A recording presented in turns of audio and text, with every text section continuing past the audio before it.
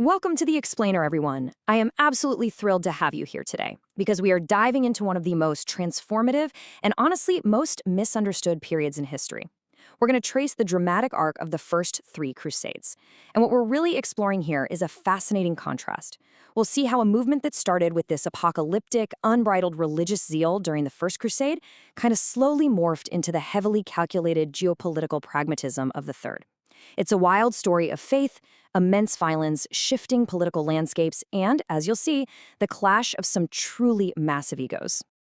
All right, so here is our map for today. 1. Sparks of the First Crusade. 2. Conquest and religious intolerance. 3. Kings lead the Second Crusade. 4. The Third Crusade and Saladin. And 5. From fervor to political control. Let's jump right in. Section 1. Sparks of the First Crusade. Zeal and anxiety. Okay, to understand how this whole thing started, we have to put ourselves in the historical context of the year 1095. Europe was a pretty violent place at the time, and over in the east, the Byzantine Empire was desperately pleading for military aid against expanding Seljuk Turkish forces. So Pope Urban II comes up with this incredibly creative way to sell a military campaign to the masses. He didn't just call it a war, he pitched it as an armed pilgrimage. He brilliantly combined a holy journey to Jerusalem with a war of liberation to aid the Byzantines. And the ultimate hook?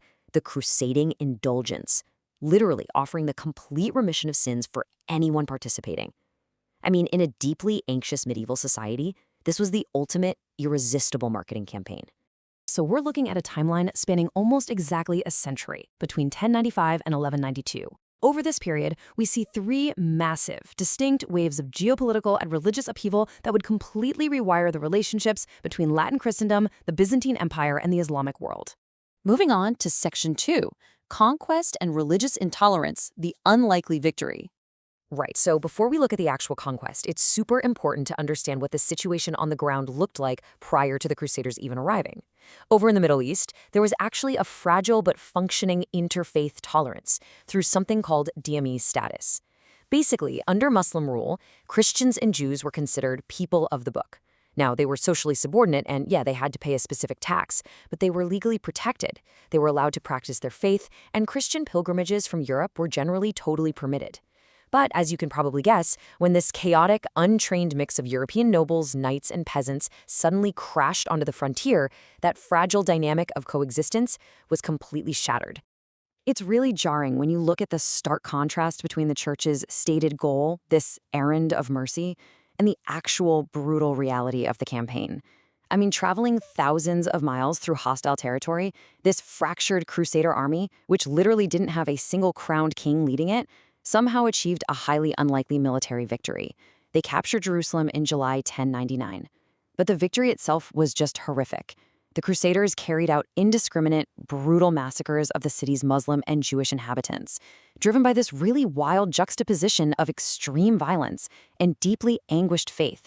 They succeeded in carving out 4 primary Crusader states in the Levant, fundamentally altering the entire region's political map. Section 3. Kings lead the Second Crusade. Egos and disasters. Let's fast forward a few decades. The Muslim forces begin to regroup, and in 1144, the Crusader state of Edessa falls. This was a massive shock to Europe, shifting the momentum entirely and leading directly into a second campaign launched in 1147. But here, the leadership dynamic is totally different. The Second Crusade was the very first to actually be led by European kings, specifically Louis VII of France and Conrad III of Germany. Introducing sitting monarchs fundamentally altered the discipline and the political stakes of the conflict. Because, well, kings don't just fight for God, right? They bring their domestic rivalries, their royal baggage, and their massive egos right along with them. Now, you might think having kings in charge would bring military efficiency. Well, actually, scratch that. It was a massive debacle. The French and German armies completely distrusted each other. They marched separately and ended up suffering absolutely devastating separate defeats by the Seljuk Turks over in Anatolia. And when the battered remnants finally did reach Jerusalem, they launched this super ill-advised attack on Damascus that completely fell apart. That embarrassing defeat sparked the very first serious societal criticisms back in Europe regarding the actual material failures of the whole crusading movement. When you put these two campaigns side by side, the contrast is just staggering.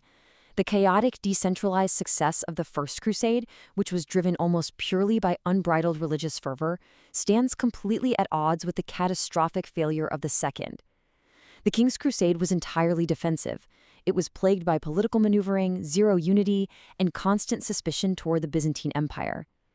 Paradoxically, adding monarchs into the mix actually made the army less cohesive and highly unstable. All right, Section 4, the Third Crusade and Saladin, Geopolitical Chess.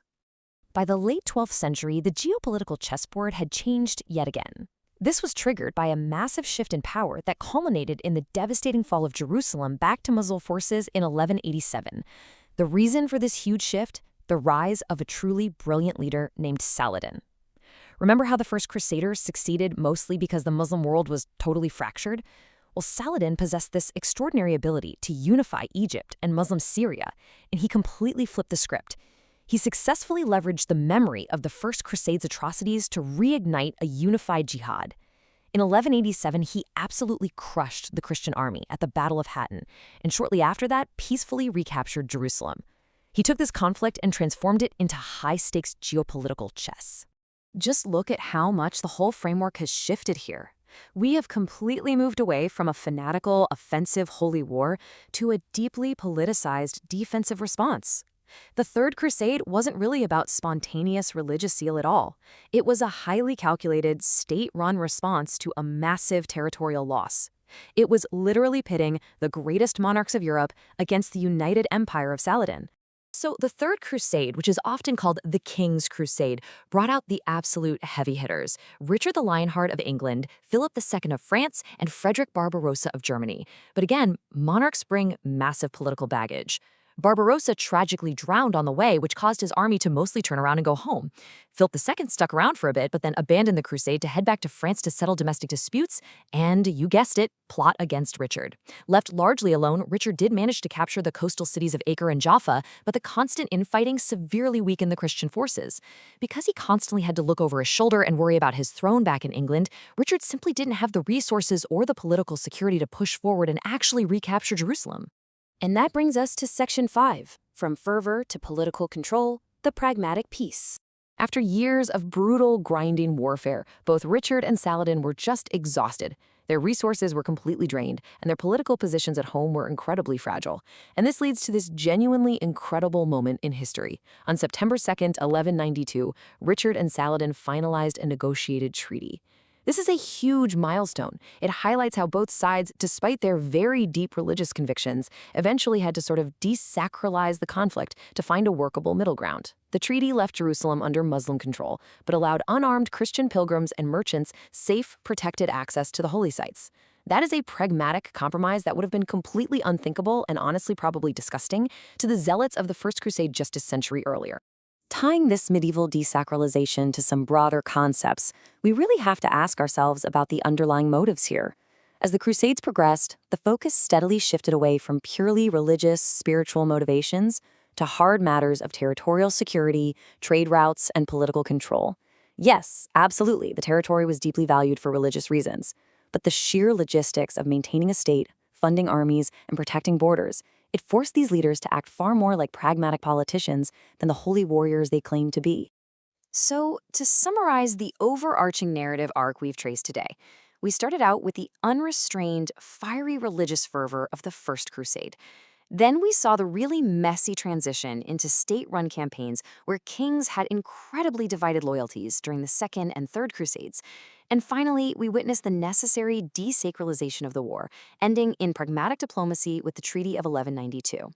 It perfectly demonstrates how deeply ingrained religious conflicts eventually force pragmatic political compromises when they inevitably collide with the limits of reality. I want to leave you all with this final provocative thought. When we look back at the immense violence, the constantly shifting borders, and the eventual political compromises, was the Holy War framework ever truly, purely about religion? Or is holy war just a highly effective tool, a very specific type of justification used to mobilize the masses for political and territorial violence? It's a question that really challenges how we view not just medieval history, but the deeply complex geopolitical conflicts of our modern world today. Thank you so much for joining me on this explainer, and remember to always keep questioning the history you think you know.